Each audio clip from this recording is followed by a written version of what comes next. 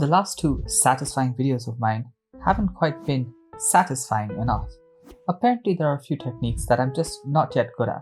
And so the best way to actually get better at something is by practicing and repeating until you figure out different problems and help fix those eventually. So in today's video, I went ahead and tried to create yet another satisfying video, and this is a time lapse of me creating that.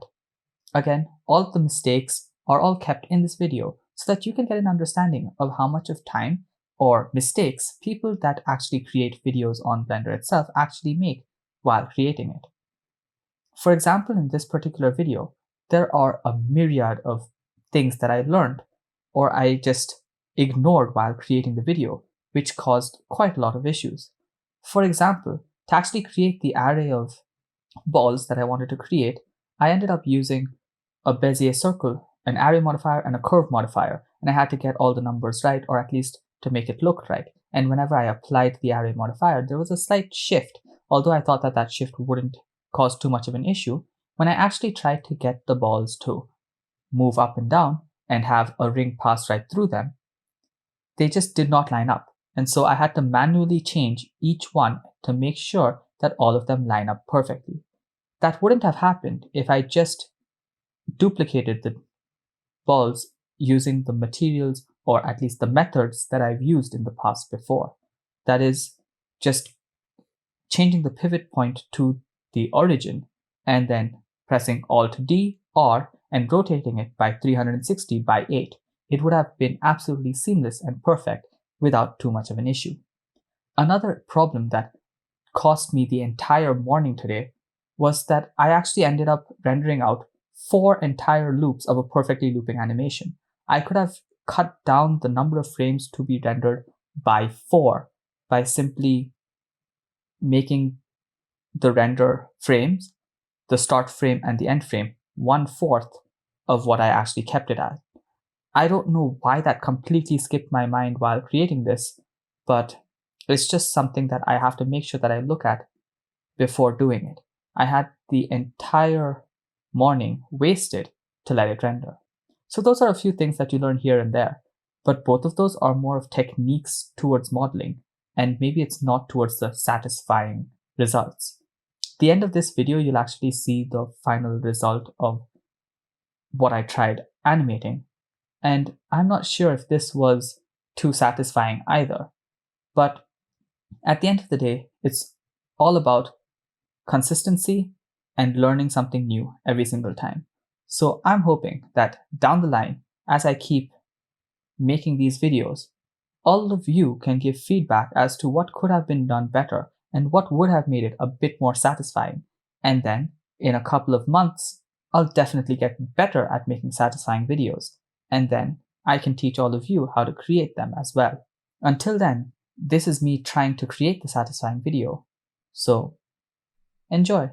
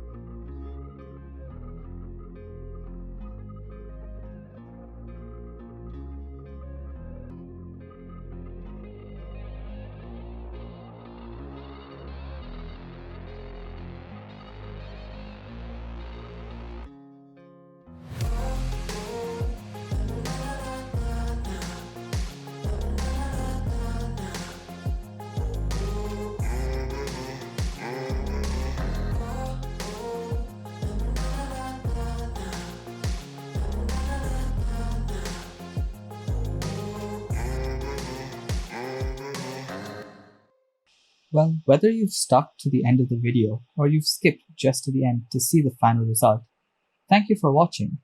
And I'm going to be creating a lot more tutorials, mostly sci-fi renders and abstract renders. And until those do come out, stay creative. And with that, here's the final result.